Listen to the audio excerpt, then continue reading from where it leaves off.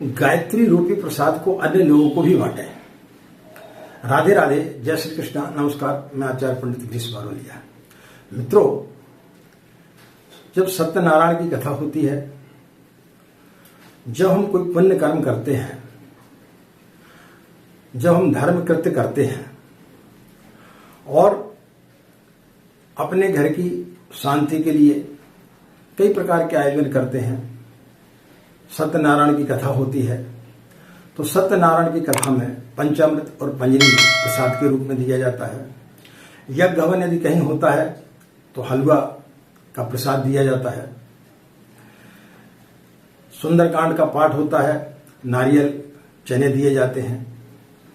यानी किसी प्रकार का कोई भी आयोजन जब होता है, बच्चे का चाहे मुंडन संस्कार हो, अन्नप्राशन संस्कार हो, गृह प्रवेश हो, पूजा के बाद में प्रसाद देने की हमारे सनातन धर्म में एक पद्धति है।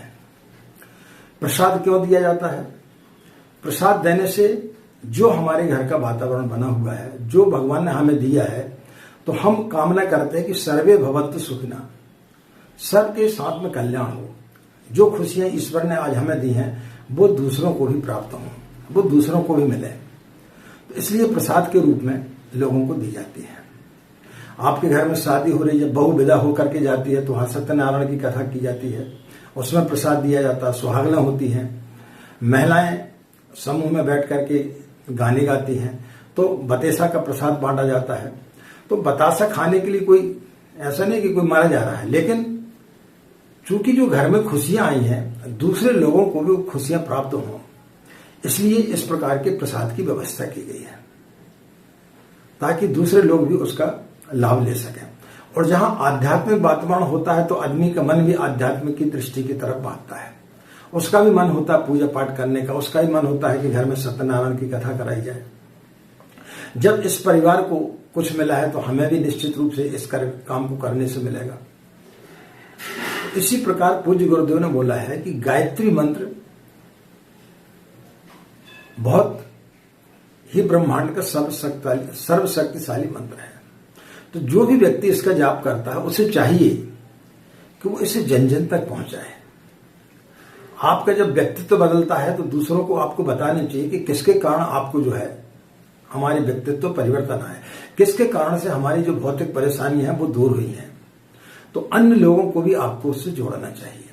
तो जो लोग जितने ज्यादा गायत्री मंत्र से लोगों को जोड़ेंगे, उतने ज्यादा उनको भी उस चीज का लाभ होते हुए चला जाएगा। ये भी एक बहुत बड़ा दिव्य प्रसाद है। ऐसा नहीं कि आप गायत्री मंत्र का जाप कर रहे हैं, आपको सब कुछ मिल रहा है, लेकिन आप जो दूसरों को बताएं ना।